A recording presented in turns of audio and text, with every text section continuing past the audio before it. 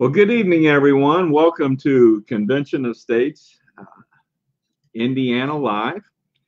We gave Maringo Mike the night off tonight. We normally have him do our intro, but I wanted to try a little different intro tonight. We've had that in the basket of intros for some time, and I wanted to try it again. I hope it came out okay.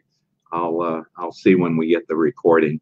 But anyway, my name's Dale Parrish. I'm the state director for Convention of States here in Indiana, and I want to welcome you to our broadcast.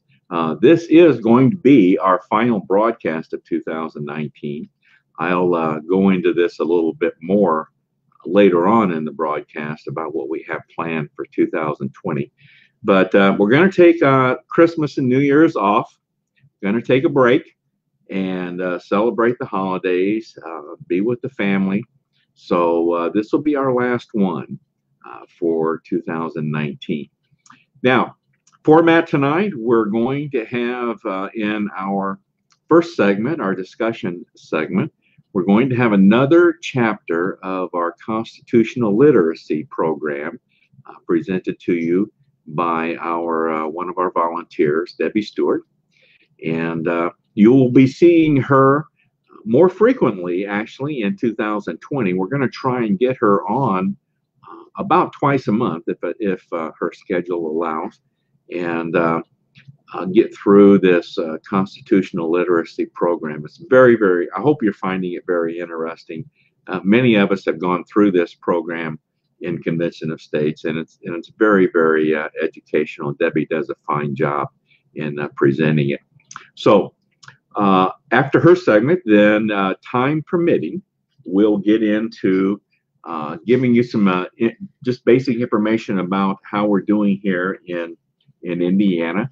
And we're doing very well, I might say, and I can't wait to tell you about that. But we'll talk about how we're doing in Indiana, give you some general information about Convention of States. And then again, time permitting, we'll get into the basics of Convention of States. These are the three basic tenets that our movement is based upon. So then we'll wrap things up, try and recognize those individuals that have tuned in this evening, and we'll try then and wrap things up, let you know what we're going to be covering come our first broadcast in 2020, which will be on January 6th of 2020. So yeah, another year has gone by here, and so we're looking to and getting ready for our broadcast. I'll talk about this a little bit more later on this evening in our broadcast. All right. Now, before I bring Debbie on, I want to once again issue my standard warning that in the event that your screen would freeze up or go blank, just know that we've encountered a technical problem. It's happened in the past, and I hope it doesn't happen again, but it can. You know how technology is. It's wonderful when it works, but sometimes it doesn't want to cooperate with us. So if that does happen, if your screen goes blank or it freezes up, just know we've had a technical problem. Don't hang around waiting for us to come back on. This takes too long to get everything back up again, and I don't want you to have to do that. So if that does happen, then put us on your calendar for our next broadcast, which will be January 6th, and tune in then, and we'll give it another try. All right. Okay. Well, without further ado, I want to bring on Debbie, and Debbie's going to talk about judicial review and original intent tonight in this chapter, and I hope you'll find it very interesting. So let me bring her on in. Hi, Debbie. Hi. Hi, Dale. Glad to have you again tonight. Good to be here. I've kind of told everybody what the topic is tonight. I hope, hopefully that's, was I correct in what I said? You certainly were. Oh, by the way, Debbie, what I'm going to do, I didn't mention this to you in our warm up. I'm going to give you the full screen here tonight, and I'm going to hopefully, let me find let me see. No, that's not it. That's not it. No, I'm going to step off here and give you the full screen, okay? Okay. And let you. Okay. I can't hear you though anymore, Dale.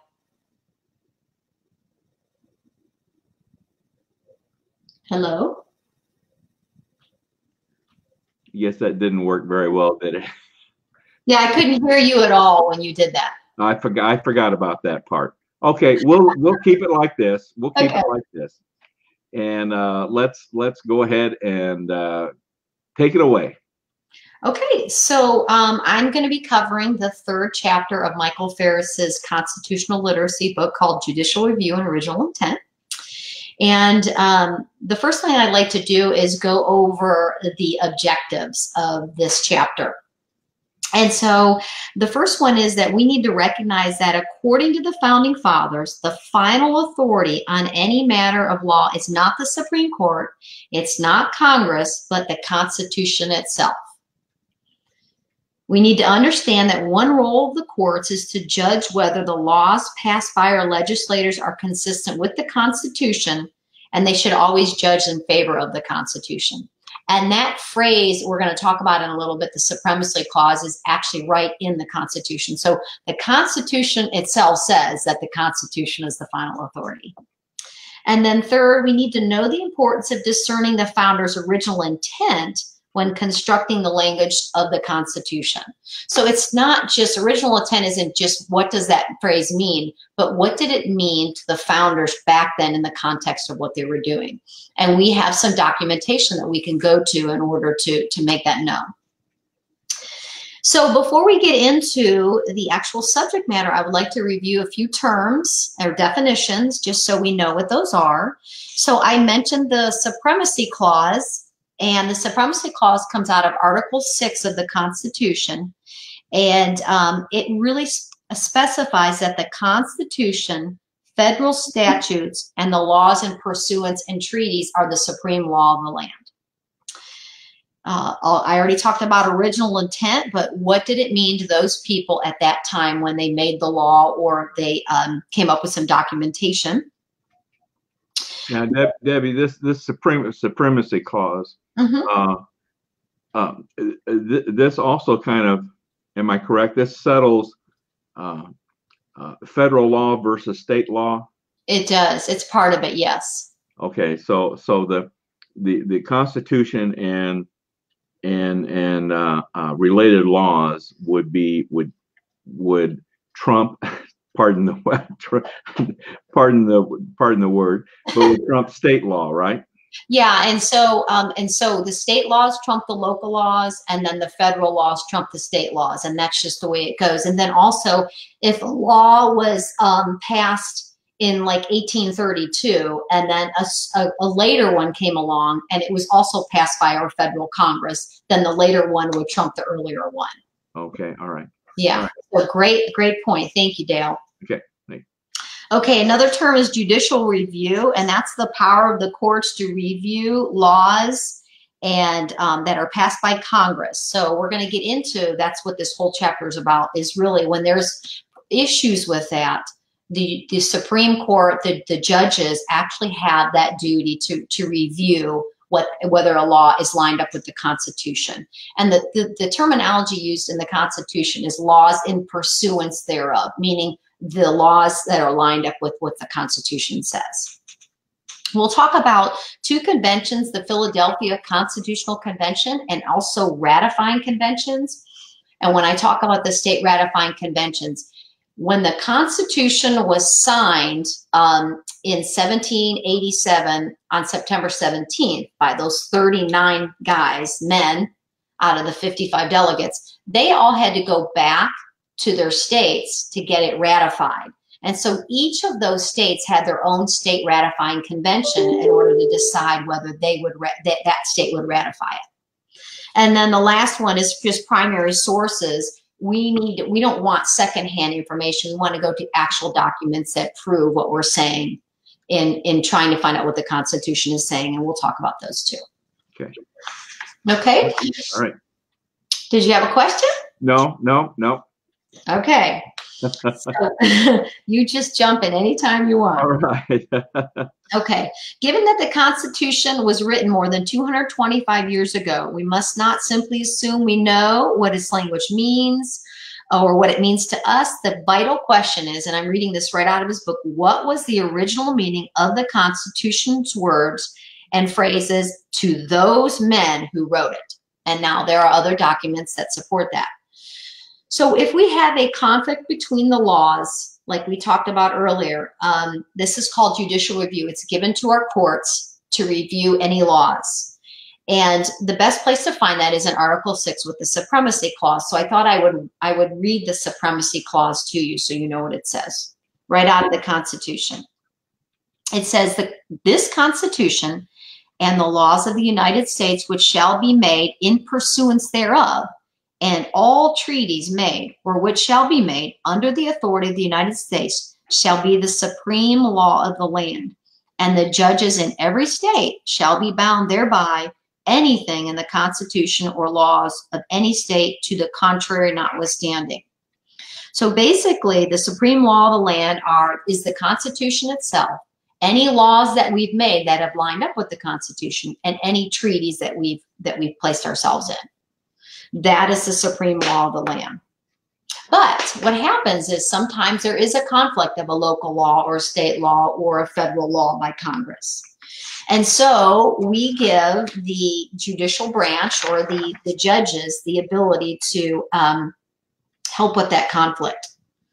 Even if Congress passes a law itself, it is still can be, and it doesn't line up with the Constitution. We've said that the judges get to determine whether it is in pursuance of the Constitution. Now, Debbie, who triggers that review by the Supreme Court? I mean, who determines that there's a conflict here, and the Supreme Court needs to step in and clarify it? Well, I would think that it would be somebody like at the state level might see that when they go to pass a law that there's an issue with it. And I'm not really sure of the exact how that happens, like what kind of system they have for that. Okay. That's a great question. Okay. But we do know that the judges are the ones that are supposed to take a look at the Constitution and interpret it according to its original intent. Okay. All right. Thank you. Sure. Let's see. Okay. So because we don't want people in Congress doing that, because that wouldn't be a good checks and balance system. So let's talk a little bit about original intent and original meaning. All right. The goal is to discover the original intent behind the language. And we already talked about what that is.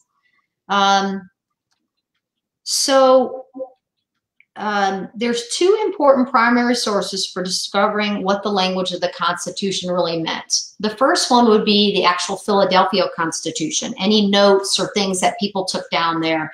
And then the second would be the state ratifying conventions. So we can go back to the specific states and look at those. And so specifically with those, three primary sources that demonstrate the original intent of the Supremacy Clause would be Oliver Ellsworth's remarks from the Connecticut Ratifying Convention, James Wilson's remarks from the Pennsylvania Ratifying Convention, and Federalist Paper number 78.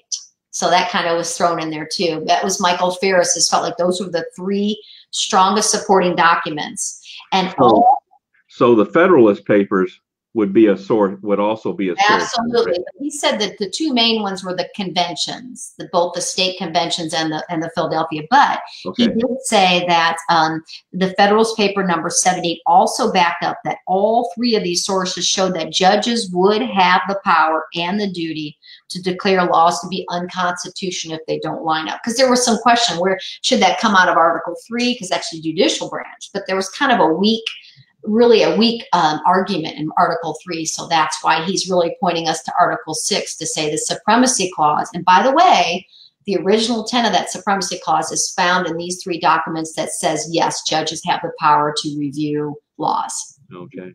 All right. All right. Okay, so knowing that, let's move on to Marbury versus Madison.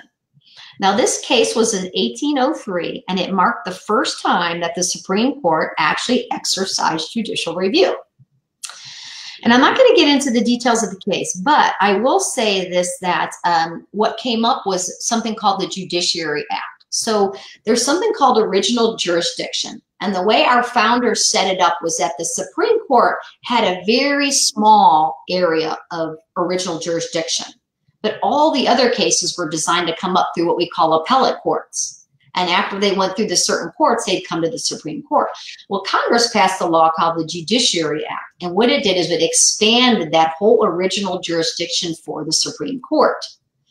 Well, what this whole case did was the Supreme Court came and decided, hey, this Judiciary Act is unconstitutional. So they struck it down.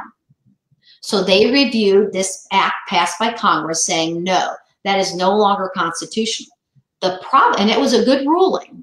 I feel like they were correct. Michael Ferris feels like they're correct in doing that. The problem was the reasoning behind them striking it down. They never used the supremacy clause, but they used political reasoning to state the reasoning why. Okay. And so here we go back to, you know, judicial overreach and things they're not stating the Constitution when they should be. Yeah. So the Supreme Court exercised the power of judicial review. It judged congressional law to have violated the Constitution. All was good, but it didn't appeal to the very clause of the Constitution that stated that they were allowed to do that. Instead, they used political reasoning. So it was the very first case. So now that precedent was set 200 years ago, 200 plus years ago, and the Supreme Court has been doing the same thing as that. So they filed this dangerous precedent all through time now that they don't have to state what the Constitution says. They can just pick political reasoning to back up what the ruling is. I remember that's very important in setting precedent. Mm-hmm.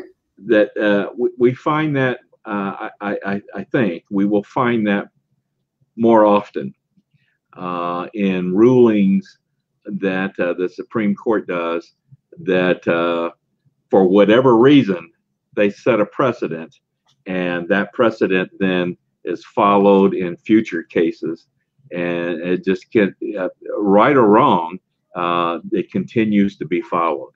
So, yes. It's very, very I don't know if I want to say dangerous, but it is. It's not what was originally intended, I guess. Yes, and I can't remember who I was. It might have been Michael Ferris was talking about how now in a lot of the law schools they're teaching them to go to precedent instead of teaching them to go to the Constitution. So we're getting further and further away from the original founders' intent. Right.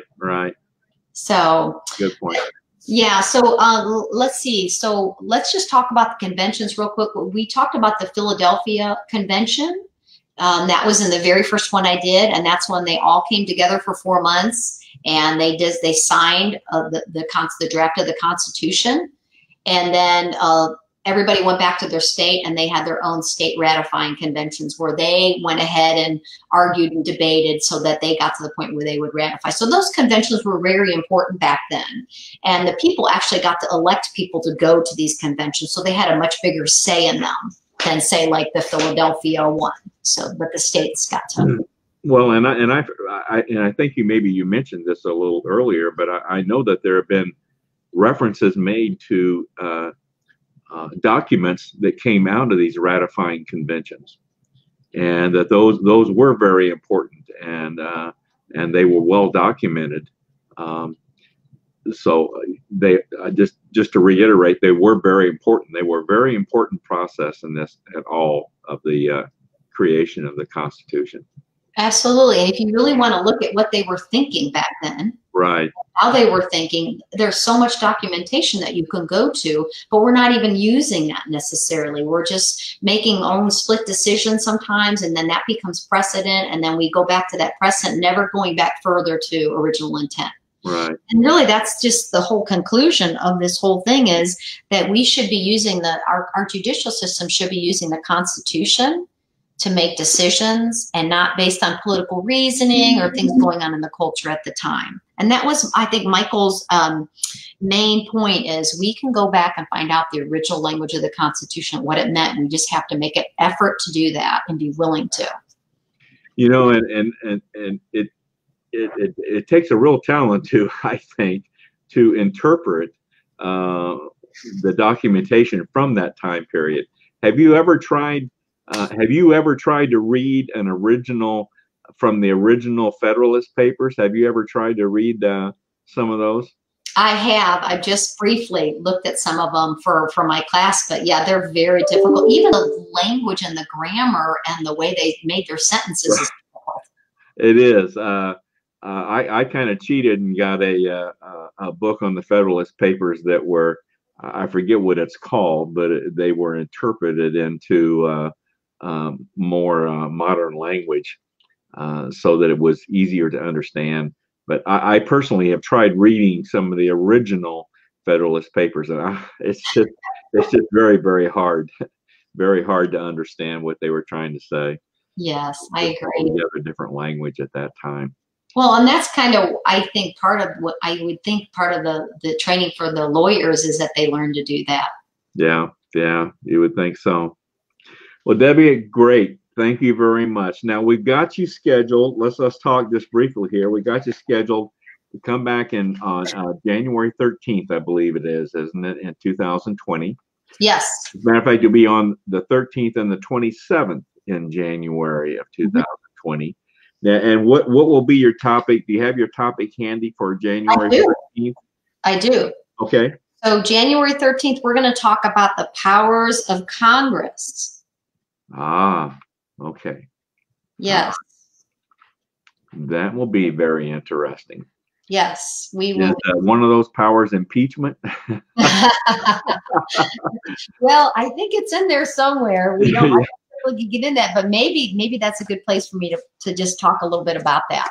Well, if you can, of course, by January 13th, no telling how far along we'll be with that, but sure, why not? Why not a little bit? Debbie and I were talking about that before the broadcast started this evening, about whether we should incorporate current events into our presentations, and I try not to. I try not to bring current events in, but sometimes it's just the temptation is so strong. So that's why I mentioned impeachment. Obviously, that's a big item in the news right now. Well, and depending who you talk to is telling you how constitutional it is. I think it'd be good to find out what really is the correct process to use, because I've seen a lot of things going on over the last few weeks. I'm like, that doesn't look like necessarily the right way. So it'd be interesting to get the original intent of what that was supposed to look like. Well, maybe, okay, Debbie, you want to include a little bit of that maybe in your next broadcast on the 13th?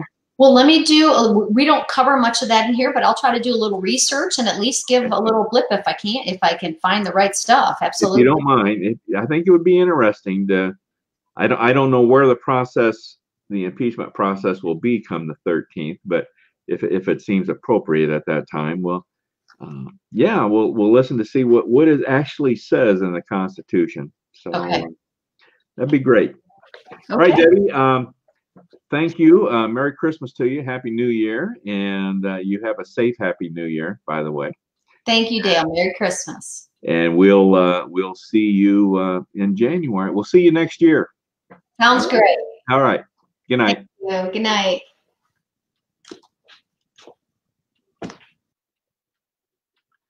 All right. Debbie Stewart. Well, thank you very much, Debbie. I appreciated I just find those segments very, very interesting, and I hope you all feel the same way. Debbie does a great job on it. Well, time permitting, we're gonna cut things short this evening. I want to just give you a little information about our state, how we're doing in our state, very quickly, and then we'll wrap things up here.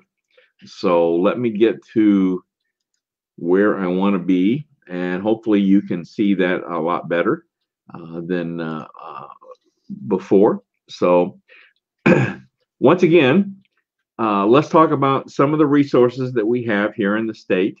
Of course, our major website, conventionofstates.com. It's where if you're interested in getting involved in Convention of States here in Indiana, this is the first place you should go. That's to our major website, conventionofstates.com. Open an account, sign the petition, and that gets you involved. That gets you on record as a supporter here of Convention of States. Check out our state website page, which is embedded in the national page, conventionofstates.com/Indiana. If you're a social media type person, we're on Facebook, Convention of States, Indiana. Matter of fact, the broadcast this evening is coming to you through the Facebook page, through our state Facebook page, Convention of States, Indiana. YouTube channel, COS Indiana. This is very much an educational resource for everyone. We have some narrated PowerPoint presentations. We have recordings of these broadcasts. And we have links to a podcast that our legislative liaison, Paul Phillips, does called the Free to Be Free podcast. And these are excellent podcasts. We use them frequently as resources for our broadcast. So we have links to all of his podcasts on our YouTube channel. So you want to look for those. We're on Twitter, we're on Instagram, LinkedIn, and we're on some other social media platforms. So if you're into social media, there should be no reason why you can't find us out there. Okay, very quickly, some numbers for you, how we've done in 2019. At the end of 2018, we had surpassed 30,000 supporters here in the state of Indiana. And I can remember back when I first started as state director in 2017, we were at about 14,000 supporters. So we have grown tremendously. Went over 30,000 in 2018. And then in 2019, we set 40,000 as our goal. And I'm going to be reporting to our leadership later this week on a conference call that we're going to end up 2019 over 41,000. So we've not only met but surpassed our goal of 40,000 for 2019. We've already set our goal for 2020 to be 52,000 supporters. So I think we will get to that goal. We've got a number of activities designed and in the works to be done in 2020 that will help bring more people into our movement.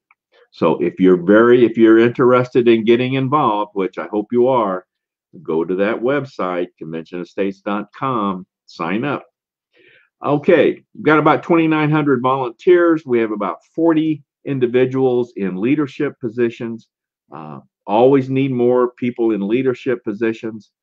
Once again, go to that website, conventionofstates.com. Click on the menu selection, Take Action, and scroll down, look at the different volunteer opportunities that we have. Read about it. If you're very interested in it, open it up, read some more, make application.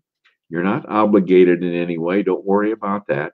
But when you make application, then your name comes up on a report that I see every day, as well as a few others. And then one of us will be in contact with you to further discuss your application. All right. Well, we're going to forego the basics tonight because of time limitations. And just so you know, the three tenets of Convention of States is the problem, the solution, and the plan. And we'll be covering these once again in every broadcast, time permitting. But we've described some in the problem. We've set forth the three abuses that we think need to be addressed right now.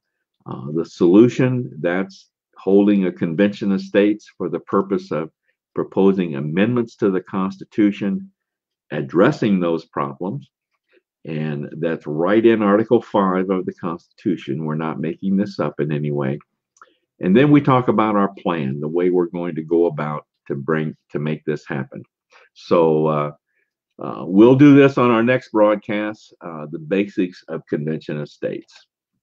All right, well, let's get back now to wrap things up here. And once again, I want to thank everyone for tuning in to us in 2019. And we really appreciate your following us and tuning into our broadcast, either regardless of whether you have tuned in during the broadcast or whether you view a recording. Either way is fine. So I want to thank you for everything that you've done for us in 2019. We've got some things in the works for 2020, and hopefully we'll make 2020 a much better broadcast experience for all of us. As Debbie mentioned, we're going to have her coming back on two dates in 2020, which will be January 13th and January 27th, I think, are the two dates we have her scheduled. Now, our next broadcast will be, as I told you before, we're taking off for Christmas and New Year's. So our next broadcast will be January 6th, 2020. And what we're going to do on that broadcast is I'm going to bring in our two co-state directors, Paul Phillips and Gary Harbaugh. And we're going to talk to you and tell you what we have as our vision for 2020 and the mission objectives that we have set forth that we want to accomplish in 2020. And then I wanted us to review the different positions that we have, volunteer positions, leadership positions that we have open going into 2020. And hopefully we can get these filled. And perhaps maybe someone may be listening or watching our broadcast that evening, and one of these positions may be of interest to you. So we've got a few of those that we'll be talking about. So on January 6th, we're going to kind of set the stage for Convention of States here in Indiana for 2020. I do want to tell you right now that we're going to have some legislators come on in 2020. Already have three legislators, state legislators, that have committed to appearing on our broadcast in 2020. So we'll get them lined up.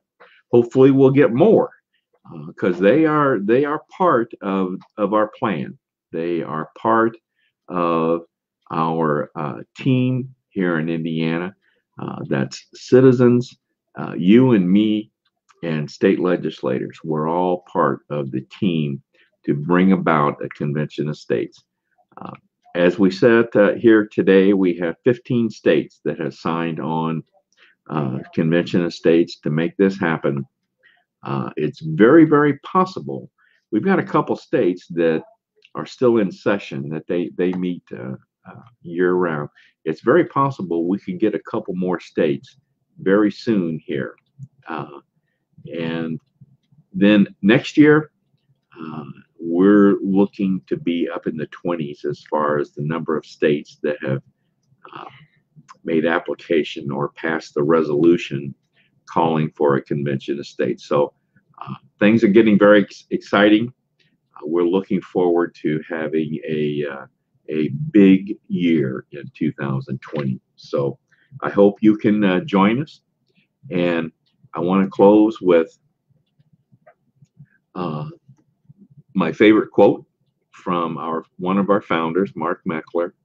As a matter of fact, I might mention to you, I'm even talking to Mark about coming on and being on one of our broadcasts in 2020.